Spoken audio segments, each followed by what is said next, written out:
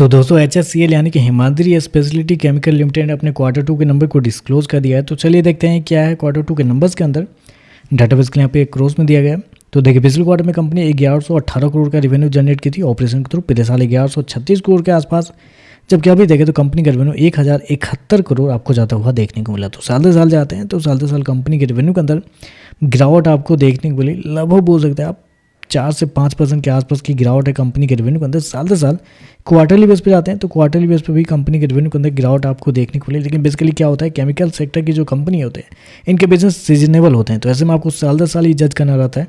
तो साल दर साल देखें तो साल दर साल कंपनी का रेवेन्यू आपको गिरता हुआ देखने को मिल रहा है। खर्चे की बात कर लेते हैं तो देखिए पिछले क्वार्टर में कंपनी के खर्चे लगभग 903 करोड़ के आसपास थे। पिछले साल देखते हैं 953 करोड़।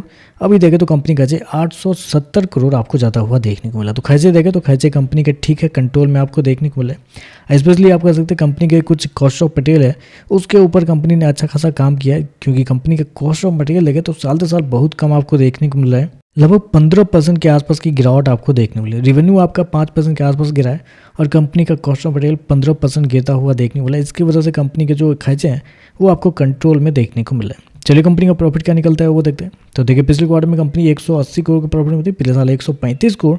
अभी देखें तो बढ़ के 176 करोड़ आपको जाता हुआ देखने को मिला। तो कंपनी का प्रॉफिट देखें तो प्रॉफिट के अंदर एक अच्छी खासी तेजी आपको देखने को मिली। लगभग 30% के आसपास का जंप है कंपनी के प्रॉफिट के अंदर साल दर साल।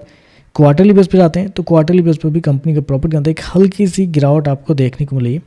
लगभग 2% के आसपास की गिरावट आपको देखने को। तो क्वार्टरली बेस पे हल्का सा गिरा है, लेकिन साल दर साल बढ़ता हुआ देखने को मिला है। और ऐसे में कंपनी के मार्जिन भी आपको बढ़ते हुए देखने को मिला है साल दर साल।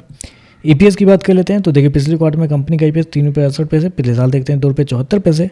अभी देखें तो 3 रुपये 58 पैसे आपको जाता हुआ देखने को मिल रहा है। तो ओवरऑल देखा जाए तो नंबर थोड़े मिक्स टाइप के नंबर कहेंगे। देखिए प्रॉफिट बढ़ रहा है वो तो एक अच्छी बात है, अच्छी बात आप कह सकते हैं। मार्जिन बढ़ रहा है वो भी एक अच्छी बात है, लेकिन बढ़ने के पीछे का रीज़न क्या है पहले आपको ये पता करना होगा। बढ़ने के पीछे का रीज़न है कंपनी के खर्चे। खर्चे पे कंपनी ने कंट्रोल किए हैं, जिसकी वजह से कंपनी का जो प्रॉफिट है बढ़ रहा है। कंपनी के बिजनेस की वजह से नहीं बढ़ रहा है, क्योंकि बिजनेस अगर देखने के लिए जाते हैं तो साल दर साल कंपनी का रेवेन्यू गिरता हुआ देखने को मिला है।